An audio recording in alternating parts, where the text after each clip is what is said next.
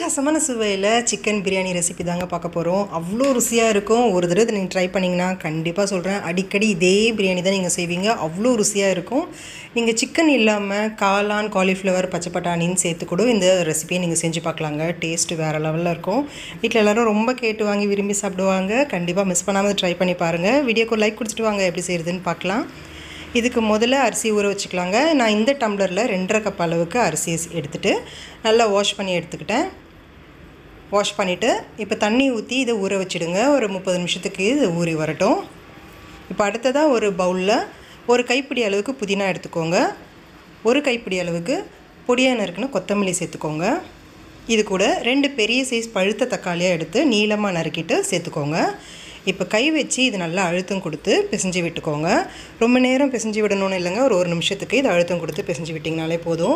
இந்த தக்காளி புதினா சாறு எல்லாமே ஒன்று சேர்ந்து கலந்து வரும்போது டேஸ்ட் ரொம்ப நல்லாயிருக்கும் பிரியாணியில். நீங்கள் இது மாதிரி ட்ரை பண்ணி பாருங்கள்.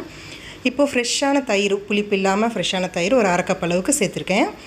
இது ஒரு 75 ml அளவுக்கு இருக்குங்க. சேர்த்துட்டு இது நல்லா கலந்து விட்டுக்கோங்க. கலந்து விட்டுட்டு இப்போ இது தனியாக இருக்கட்டும். இப்போ அடுப்பில் ஒரு சாஸ்பேன் வச்சுருக்கேன். இதில் தண்ணி சேர்த்துக்கோங்க. 1 கப் அளவு அரிசிக்கு 1.5 கப் அளவு தண்ணின்னு நான் 4 கப் அளவுக்கு தண்ணி சேர்த்துருக்கேங்க. 2.5 கப் அளவு அரிசி சேர்த்துருக்கேன் இல்லையா, 4 கப் அளவுக்கு தண்ணி சேர்த்துருக்கேன்.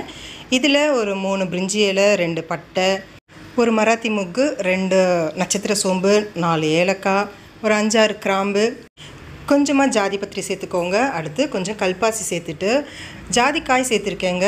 உடச்சிட்டு இது போல் சேர்த்துக்கோங்க. இது சேர்க்கும் போது பிரியாணியோட ஸ்மெல் ரொம்ப சூப்பராக இருக்கும். இப்போ தட்டு போட்டு மூடி வச்சுருங்க. ஒரு கொதி வரட்டும். ஒரு 2 நிமிஷம் இது கொதி வந்ததுமே இது ஸ்டவ் ஆஃப் பண்ணிவிட்டு மூடி வச்சுடுங்க. திறந்து வச்சிட வேண்டாம். இப்போ இது அப்படியே இருக்கட்டும். இப்போ பிரியாணி பாத்திரம் வச்சுக்கோங்க. அடிக்கனமான பிரியாணி பாத்திரம் வச்சுட்டு 4லேருந்து 5 டேபிள் ஸ்பூன் அளவுக்கு எண்ணெய் சேர்த்துக்கோங்க. எண்ணெய் காஞ்சதும் 2 துண்டு பட்டை, அடுத்து 2-3 பிரிஞ்சி இலை சேர்த்துக்கோங்க. ஒரு மராத்தி மொக்கு, ஒரு நட்சத்திர சோம்பு சேர்த்துக்கோங்க. அடுத்து 2 ஏலக்காய், 4 கிராம்பு, ஒரு பெரிய சைஸ் வெங்காயத்தை இது போல் நல்ல மெல்லிசாக நீளமாக நறுக்கிட்டு சேர்த்துக்கோங்க. அடுத்து ஒரு 7-8 சின்ன வெங்காயத்தை இது போல் நீளமாக நறுக்கிட்டு சேர்த்துருக்கேங்க. இந்த பிரியாணிக்கு சின்ன வெங்காயம் சேர்த்து செஞ்சு பாருங்கள். கண்டிப்பாக சொல்கிறேன், ரொம்ப சூப்பராக இருக்கும். அடுத்து ஒரு பச்சை மிளகாய் சேர்த்துக்கோங்க. 3 பச்சை மிளகாய் சேர்த்துருக்கேன். சேர்த்துட்டு எப்பயும் போல் பிரியாணிக்கு வெங்காயம் நல்ல ப்ரௌன் கலரில் வரணும். அந்த அளவுக்கு நல்லா வதக்கி விட்டுக்கோங்க. பாருங்கள், இந்த அளவுக்கு நல்ல வெங்காயம் வதங்கி வரணும். அப்போ தான் டேஸ்ட் ரொம்ப நல்லாயிருக்கும். இப்போ அடுத்ததாக 2 டேபிள் ஸ்பூன் அளவுக்கு இஞ்சி பூண்டு விழுது சேர்த்துக்கோங்க.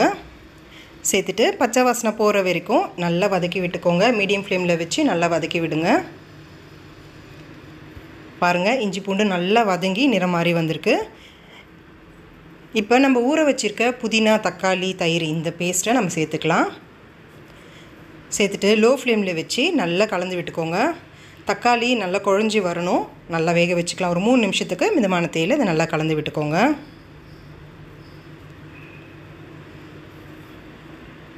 அடுத்ததாக இப்போ தேவையான அளவுக்கு உப்பு சேர்த்துக்கோங்க. 2 டம்ளர் அரிசிக்கு 1 கிலோ அளவுக்கு சிக்கன் சேர்க்க போகிறோங்க. இதுக்கு 1.5 டீஸ்பூன் அளவுக்கு உப்பு சேர்த்துருக்கேன். அதே போல் 1.25 டீஸ்பூன் அளவுக்கு வெறும் மிளகாய் தூள் சேர்த்துருக்கேன். இந்த காரம் ரொம்ப கரெக்டாக இருக்குங்க. ரொம்பவும் அதிகமான காரமாகவும் இருக்காது, கம்மியாகவும் இருக்காது, கரெக்டாக இருக்கும். 1.25 டீஸ்பூன் வெறும் மிளகாய் தூள். இது கூட ஒரு எலுமிச்சை பழத்தை பிழிஞ்சு விட்டுக்கோங்க. சேர்த்துட்டு நல்லா கலந்து விட்டுக்கோங்க. மீடியம் ஃப்ளேமில் வச்சு நல்லா கலந்து விடுங்க. அடுத்து 1 கிலோ அளவுக்கு சிக்கன் எடுத்துருக்கேங்க. நல்லா வாஷ் பண்ணிவிட்டு சேர்த்துக்கோங்க. சேர்த்துட்டு மசாலா எல்லாம் ஒட்டி வர அளவுக்கு நல்லா கலந்து விடுங்க. கலந்து விட்டுட்டு இப்போ மூடி வச்சுடுங்க. மிதமான தீயில் வச்சு ஒரு 10 நிமிஷம் இதை வேக வைக்கலாம். தண்ணி எதுவும் இப்போ நம்ம சேர்க்க போகிறதில்ல. 10 நிமிஷம் வேகட்டும். இடையில் இது போல் கலந்து விட்டுட்டே இருங்க, இல்லைன்னா அடி பிடிக்கும். மிதமான தீயில் வச்சு 10 நிமிஷத்துக்கு இது வேக வச்சுக்கலாம்.